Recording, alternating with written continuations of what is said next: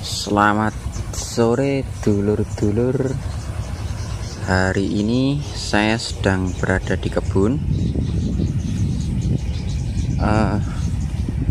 Hari ini saya sedang melihat-lihat tanaman cabai kami yang berada di kebun, dan ternyata banyak yang mati.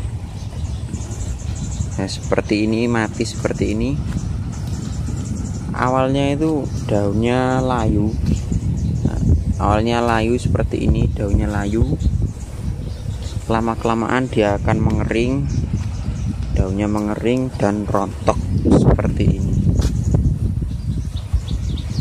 Ini sudah mati, ini sudah tidak bisa diselamatkan.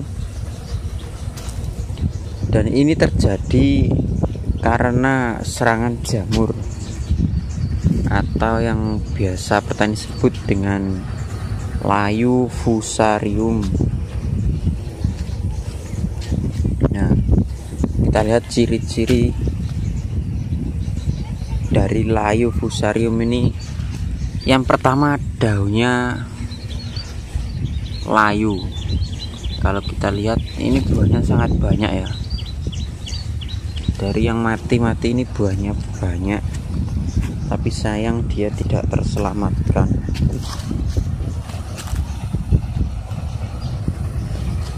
Berbeda dengan cabai-cabai yang sehat atau yang tidak terkena serangan, nah, mereka terlihat segar dan buahnya lebat sekali.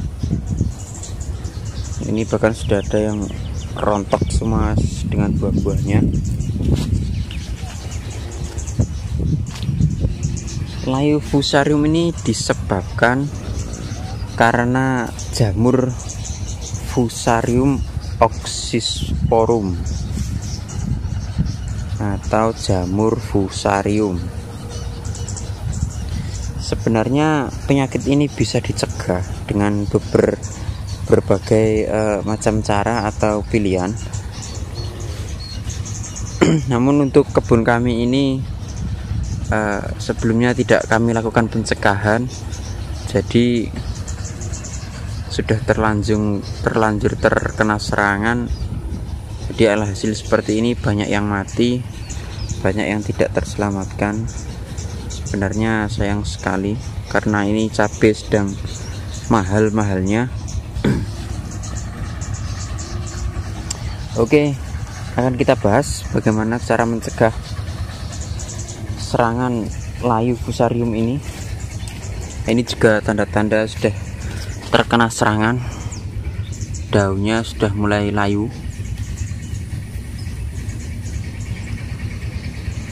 Ini buahnya juga lebat sekali, sayang sekali jika mati.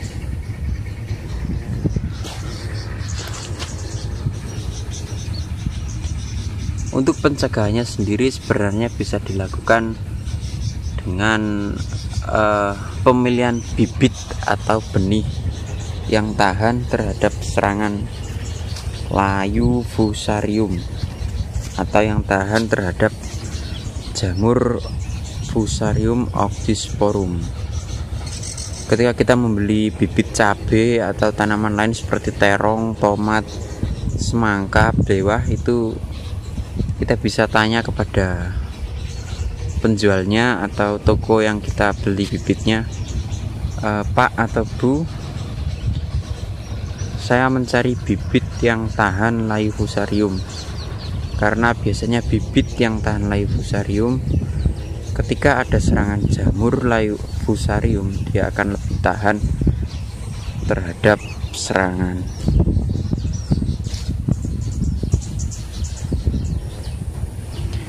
Yang kedua, kita bisa melakukan istirahat tanah atau pengolahan tanah dengan cara tanah yang telah ditanami sebelumnya kita olah, kita balik atau kita traktor, kemudian kita diamkan di suhu ruang atau kita panaskan supaya jamur-jamur yang ada di dalam tanah itu mati. Ketika jamur mendapatkan suhu panas yang berlebih dari sinar matahari karena proses pembalikan tanah, dia akan mati dengan sendirinya. Karena jika tidak dilakukan pengolahan tanah, jamur fusarium itu dapat menetap lama di dalam tanah dan akan berkembang terus-menerus. Makanya sebelum tanam sebaiknya dilakukan olah tanah dan istirahat tanah. Sayang sekali ya, dulur-dulur banyak yang mati ini tanaman cabai saya. Kemudian yang ketiga, untuk pencegahannya dapat kita lakukan dengan memberikan jamur trichoderma. Apa toh itu jamur trichoderma? Jamur trichoderma adalah agensi hayati yang berperan sebagai pelindung tanaman dari serangan hama-hama yang lain atau jamur-jamur yang lain, karena sifatnya yang antagonis atau mendominasi. Jadi ketika ada serangan jamur lain, jamur trichoderma ini akan menyerang jamur-jamur lain dan dia mendominasi daerah yang dia tinggali. Dia akan menyerang dan membunuh jamur-jamur yang sekiranya berbahaya untuk tanaman. Selain berfungsi untuk itu, jamur trichoderma juga dapat menyuburkan tanaman dan membuat produksi buah pada tanaman itu lebih baik. Dan yang terakhir, dapat juga kita lakukan dengan menetralkan pH pada tanah. pH yang asam pada lahan kita juga dapat bisa menjadi penyebab utama tanaman kita terserang penyakit, karena sumber penyakit biasanya lebih suka kepada tanah yang ber-pH asam. Jadi sebelum tanam kita bisa memberikan kapur dolomit atau kapur pertanian supaya pH kita netral. Lalu untuk tanaman cabai yang sudah memasuki fase generatif seperti ini, sebaiknya unsur hara nitrogen dikurangi, karena penyakit seperti ini juga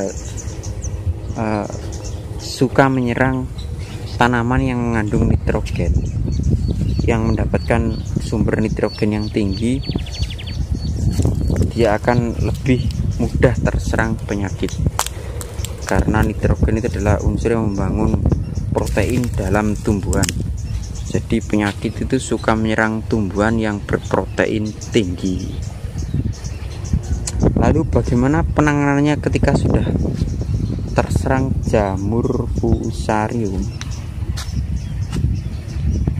Penanganannya kita bisa menggunakan hidrogen peroksida.